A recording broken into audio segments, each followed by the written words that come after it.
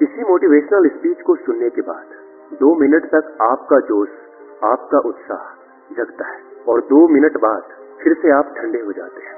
2 minute कहें या 2 दिन कहें, कोई अंतर नहीं है, कोई भेद नहीं है। मोटिवेशनल वो होना चाहिए जो निरंतर रहे, जो जीवन पर्यंत रहे। और ऐसा मोटिवेशनल आपको किसी वीडियो से नहीं मिल सकता, ना ही किसी स्पीच से मिल सकता है। ऐसा मोटिवेशन जगाने के लिए आपको खुद के अंदर से आलस्य खत्म करना होगा।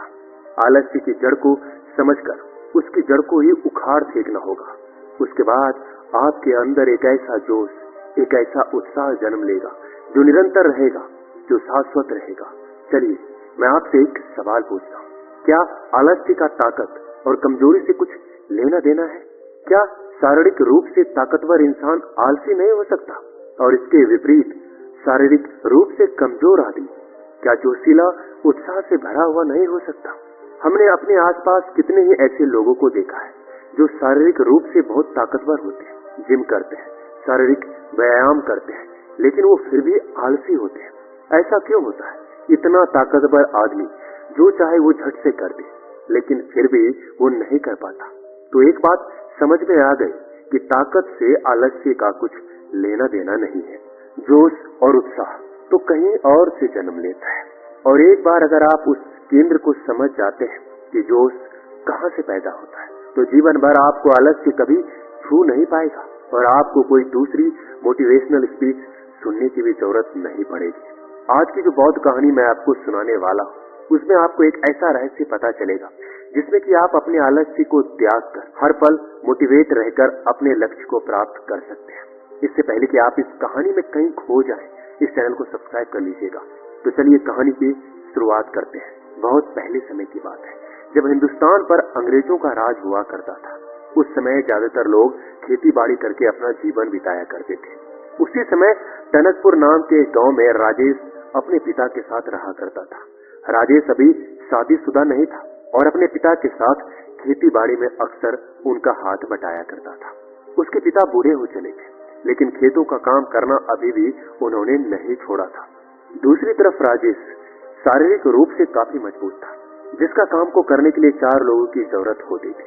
वहां पर राजेश उस काम को अकेला ही कर देता था। उसमें एक अद्भुत ताकत थी। उसकी माँ घर पे गाय और भैंसे पाला करती थी, जिनका दूध पीकर राजेश बहुत ही ताकतवर हो चुका था। और इसी वजह से गांव में कोई भी राजेश और उसके परिवार के साथ पंगा या झगड़ा नहीं करता था। उस समय हिंदुस्तान पर अंग्रेजों का राज था और जो भी खेती बाड़ी में अनाज पैदा होता था, उसका बहुत सा हिस्सा लगान के रूप में अंग्रेज उनके गांव में आकर ले जाया करते थे। इसलिए गांव वालों को अपने खाने पीने की चीजें उगाने के लिए खेत में बहुत मेहनत करनी पड़ती थी, क्योंकि बहुत सारा अनाज लगान के रूप में देने के बाद उनके पास खाने के लिए बहुत कम अनाज बचता था। इसलिए ज्यादा मेहनत करके वो अपने लिए पूरे साल का अनाज पैदा करने की कोशिश करते थे। हालांकि राजेश का पिता बूढ़ा हो चुका था, लेकिन वो खेती बाड़ी के काम में बड़ा ही अनुभवी आदमी था।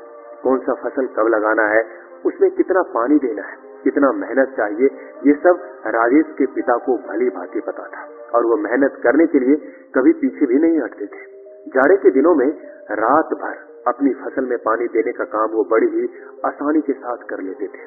लेकिन अब धीरे धीरे उनकी उम्र बढ़ चली थी और उनकी देखने की क्षमता भी कम हो गई थी। इसलिए रात में फसल में पानी देना बड़ा ही जोखिम भरा होता था, क्योंकि फसल में बहुत से जंगली जानवर रहा करते थे, जिससे राजेश के पिता की जान का खतरा बढ़ जाता था। जैसा कि बहुत बार उस फसल में सांप भी देखा गया था, इसलिए राजेश की माँ बहुत चिंतित रहती थी और वो राजेश को अक्सर कहा करती थी कि बेटा, तुम्हारे पिता अब बूढ़ा हो चले हैं और सारा कामकाज, सारी फसल की जिम्मेदारी तुम्हें अपने सर पर लेनी चाहिए। जरा सोचो कि घर में जवान बेटे के होते हुए बूढ़ा पिता खेतों में काम करता घूमे, ये अच्छी बात नहीं लगती है। अरे तुम में इतनी ताकत है, तुम इतने मजबूत हो, इतने ताकतवर हो, तुम खेतों का काम क्यों नहीं करते? लेकिन राजेश पर उनकी माँ की बातों का कोई असर नहीं होता था। वो दिन भर अपने दोस्तों के साथ गप्पे लड़ाते रहता, तरह तरह के खेल खेला करता, लेकिन अपने पिता की मदद करने के लिए कभी आगे कदम नहीं बढ़ाता। एक दिन जब राजेश के पिता फसल में पानी दे रहे थे, तो आश्चर्यचकित रूप से एक सांप उनके पैर पर काट कर चला गया। उनके आसपास मदद के लिए कोई भी मौजूद नहीं था। वो जल्दी जल्दी काम बढ़ाते हुए अपने घर पहुंचते। रात का समय था और अस्पताल भी कहीं आसपास नहीं था। सबसे नजदीक अस्पताल वहां के नगर में था, जो कि गांव से बहुत दूरी पर था। इसलिए अब आनन फानन में राजेश अपने पिता को लेकर नगर में जाता है और रास्ते में ही उनकी मृत्यु हो जाती है। राजेश अपने पिता के मृत शरीर को लेकर घर पर वापस लौट आता है। उसके घर में सन्नाटा छा गया था। घर में अब कोई नहीं बचा था जो घर की जिम्मेदारी अपने कंधों पर ले सके। घर में सिर्फ राजेश और उसकी माँ बचे थे। अब पूरी जिम्मेदारी राजेश के कंधों पर थी। राजेश ने कभी सपने में भी नहीं सोचा था कि उसका जीवन आगे किस तरह चलने वाला है। अब तक तो राजेश बेफिक्र हुआ करता था। अचानक से सारी जिम्मेदारी उसी के कंधों पर आ गई। अब उसे ही फसल उगानी पड़ती थी। फसल की देखभाल, फसल में पानी देना उसी का काम हो गया था। लेकिन राजेश के मन को एक ऐसी आदत लग चुकी थी, उसका किसी काम में मन नहीं लगता था। बस पूरे दिन गप्पे लड़ाना, ताश खेलना, यही काम था। लेकिन समय ने करवट ली और वो दिन भी आ गया जब अंग्रेज उस गांव से लगान वसूल करने के लिए आ पहुंचे। राजेश अपने खेतों की देखभाल नहीं करता था, इसलिए उसके खेतों में अनाज दूसरे खेतों के मुकाबले उसके खेत में आधा अनाज हुआ था और आधे में से ज्यादातर हिस्सा अंग्रेज लगान के रूप में वसूल कर अपने साथ ले गए। अब राजेश के घर में खाने के भी लाले पड़ गए थे। दाने दाने के लिए उसकी माँ अपने पड़ोसियों की मोहताज हो चुकी थी। उसकी माँ को मांगना अच्छा तो नहीं लगता था, लेकिन वो कर भी क्या सकती थी, क्योंकि राजेश एक बहुत ही आलसी प्रवृत्ति का आदमी हो चुका था। उसके खेत बंजर पड़े रहते थे, उनमें कोई अनाज उगाने वाला नहीं था। यह देखकर राजेश की माँ को बहुत आघात पहुंचता था। उसके सीने में एक दर्द सा उठता था। जो परिवार कुछ समय पहले इतना धन संपन्न हुआ करता था, उसके पति के मरते ही वो दाने दाने के लिए पड़ोसियों के मोहताज हो चुके थे। वो अक्सर राजेश को समझाने की बहुत कोशिश करती, लेकिन उसकी बातें सुनने के बाद राजेश कुछ देर तक तो जोश और उत्साह में रहता। वह सीधा कस्सी उठाकर अपने खेत में पहुंच जाता, लेकिन कुछ देर बाद फिर से उसका उत्साह, उसका जोश ठंडा पड़ जाता और फिर से वही जीवन शैली शुरू हो जाती। एक दिन जब राजेश की माँ राजेश को जली कटी सुना रही थी, तो राजेश ने गुस्से में आकर अपनी माँ से कहा, मैं भी चाहता हूँ कि दूसरों की तरह अनाज उगाना, लेकिन मैं क्या करूँ, मेरा मन अपने वश में नहीं है। मैं रोज रात में यही सोचकर सोता हूँ कि सुबह उठकर अपने खेतों में काम करूंगा, अनाज उगाऊंगा, लेकिन सुबह उठते ही पता नहीं मुझे ऐसा क्या हो जाता है कि बिस्तर से उठने का मेरा मन नहीं करता। मैं खुद अपने आप से बहुत परेशान हो चुका हूँ। मैं खुद इन चीजों से छुटकारा चाहता हूँ। मैं क्या करूँ, मुझे कुछ समझ नहीं आता। ये सारी बातें सुनील का पड़ोसी भी सुन रहा था। सुनील का ये कथन सुनने के बाद उसके पड़ोसी ने कहा कि बेटा, तुम्हारे जैसे ही हालात मेरे बेटे की हुआ करती थी, लेकिन किसी ने मुझे बताया कि पड़ोस के गांव में एक बौद्ध भिक्षु आया है। जब मैंने अपने बेटे को उससे मिलाया तो पता नहीं उसने ऐसा क्या बताया कि मेरा बेटा आकस्मिक रूप से एकदम बदल गया। आज वो बहुत मेहनत करता है, सुबह उठते ही बिना बोले खेतों में काम करने के लिए पहुंच जाता है। मैं खुद उसका ये बदलाव देखकर आश्चर्यचकित हूँ। आखिर उस बौद्ध भिक्षु ने ऐसा क्या बताया था? तुम भी एक बार जाकर उस बौद्ध भिक्षु से जरूर मिलना। वो कुछ पैसे तो लेता नहीं है। अगर तुम्हारा फायदा नहीं हुआ तो तुम्हारा कुछ नुकसान भी नहीं होगा। ये सुनकर राजेश की माँ ने राजेश से कहा कि बेटा, तुम एक बार जाकर उस बौद्ध भिक्षु से जरूर मिलो। उसके बाद भी अगर तुम्हारे अंदर कोई बदलाव नहीं होता तो मैं सह लूंगी, लेकिन अपने स्तर पर तुम अपने आप को बदलने की कोशिश तो करो।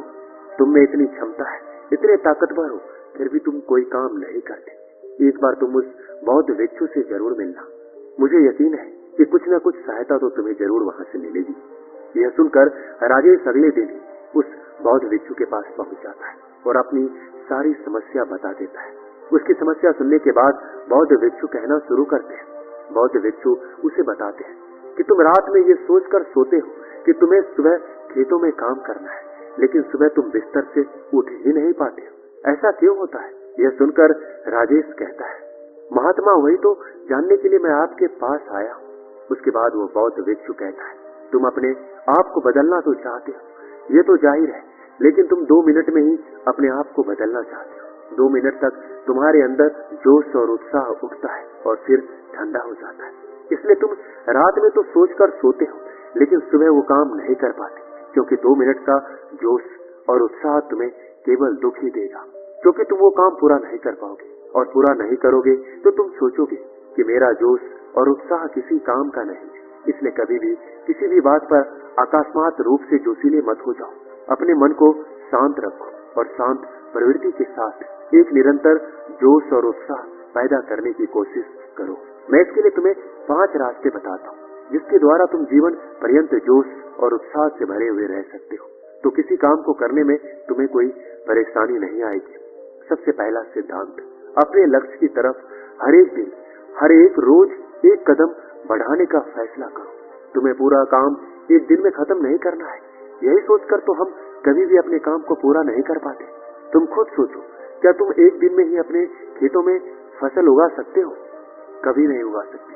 फसल उगाने का काम धीरे धीरे होता है, इसलिए तुम रोज अपनी फसल उगाने की तरफ एक कदम बढ़ाना शुरू करो। जैसे फसल उगाने की बारी आई तो सबसे पहले एक दिन जाकर तुम अपने खेतों को तैयार कर दो। उसके बाद धीरे धीरे हर एक दिन के साथ अपने खेतों में फसल उगाने का काम बढ़ाते रहो। उससे तुम्हारा जोश और उत्साह कम होने की बजाय निरंतर बढ़ता रहेगा, क्योंकि जैसे जैसे तुम हर दिन अपनी मंजिल की तरफ एक कदम बढ़ाओगे, तुम ये पाओगे कि मंजिल के तुम करीब पहुंच रहे हो और मंजिल तुम्हारी तरफ आ रही है।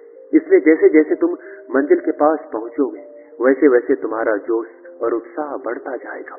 जब कोई आदमी किसी पहाड़ पर चढ़ना शुरू करता है तो शुरुआत में उसे वो पहाड़ बहुत ऊंचा दिखाई देता है। शायद एक आदमी उस पहाड़ की ऊंचाई को देखकर उस पर कभी चढ़ने का फैसला ही ना करे, लेकिन जब कोई आदमी उस पहाड़ पर चढ़ना शुरू करता है तो धीरे धीरे उसकी चोटी तक पहुंचने लगता है, तो उसके कदम खुद ब खुद जल्दी जल्दी उठने लगते हैं, क्योंकि वो अपनी मंजिल के करीब पहुंच चुका होता है। इसलिए पहला सिद्धांत, रोज अपनी मंजिल की तरफ एक एक कदम बढ़ाओ, ना ज्यादा ना कम।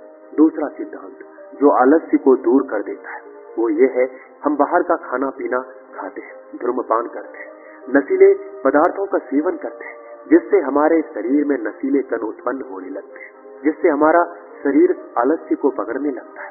इसलिए उन नशीले कारणों का खात्मा बहुत जरूरी होता है। इसलिए अगर तुम उन सभी नशीले कणों को खत्म करना चाहते हो तो मैं तुम्हें एक विधि बताता हूँ। रोज सुबह जगने के बाद तुम्हें तिल का तेल लेना है और उसे मुंह में भरकर उसका कुल्ला करना है। कुल्ला करने के बाद उस तेल को तुम बाहर फेंक देना। यह प्रक्रिया तुम्हें 21 दिनों तक हर दिन 5 मिनट तक करना है। इसके बाद तुम्हारे शरीर में ये सारे नशीले कण खत्म हो जाएंगे और तुम्हारा शरीर फिर से विद्युत की भांति काम करने लगेगा। याद रहे, तिल के तेल का कुल्ला हर सुबह 21 दिनों तक करना है। तीसरा सिद्धांत, जो आपके आलस्य को जड़ से उखाड़कर फेंक देगा, वो ये है कि स्वाद को भुलाकर वो खाओ जो सीधे प्रकृति से प्राप्त होता है। हम अक्सर वो चीजें खाते हैं जो इंसानी हाथों के द्वारा बनाई जाती है। हम सीधा प्रकृति से मिलने वाला भोजन ग्रहण नहीं करते। इसलिए जो भोजन हमें सीधे प्रकृति से मिलता हो, जैसे कि फल, सब्जियां, अनाज की रोटी इत्यादि, इस तरह का खाना खाने से आपका शरीर आलस्य से दूर रहेगा और ऊर्जा से भरा रहेगा। हम देखते हैं कि अक्सर आज की युवा पीढ़ी अपने स्वाद के लिए ही खाना खाते हैं। वो ऐसी ऐसी चीजें खाते हैं जो ऐसी प्रक्रियाओं से बनी होती है कि अगर आप उन प्रक्रियाओं को देख लें तो आपका खाने का मन भी नहीं करे। जैसे कि बाजार में चाउमीन, बर्गर, मोमोज वगैरह वगैरह। इस तरह का खाना खाने से आपके शरीर के अंदर नशीले कणों का उत्पादन होता है। नशीले कण आपके पेट से चिपक जाते हैं, जो आपके अंदर आलस्य पैदा करते हैं। इसलिए खाना वो खाओ जो आपके शरीर को ताकत प्रदान करे, और ताकत वो खाना प्रदान करता है जो प्रकृति से सीधा प्राप्त होता है। अगला सिद्धांत जो समझने योग्य होता है वो ये है कि आप कर्म करने के लिए संसार में आए हैं। अपना पूरा योगदान दो। जरा आप खुद सोचिए कि अगर आप संसार में कर्म करने के लिए नहीं आते तो आप निर्जीव होते, आप कोई पत्थर होते, कोई जीव जंतु होते, लेकिन आपको इंसान के रूप में एक जीवन मिला है जिसका आपको पूरा उपयोग करना होगा। आपको अपना योगदान इस संसार में देना होगा। आपको अपना कर्म भोग पूरा करना होगा, और कर्म भोग को पूरा किए बिना संसार में कहीं मुक्ति नहीं है। इसलिए अगर आप इस सिद्धांत को समझ लेते हैं कि मेरा योगदान इस संसार में क्या है, मेरा कर्म भोग क्या है, तो आप खुद ब खुद अपने आलस्य को खत्म करके अपना योगदान देने का भरपूर प्रयास करेंगे। इसके बाद जो आखिरी बात समझने की होती है वो ये है कि हमारे धन्यवाद।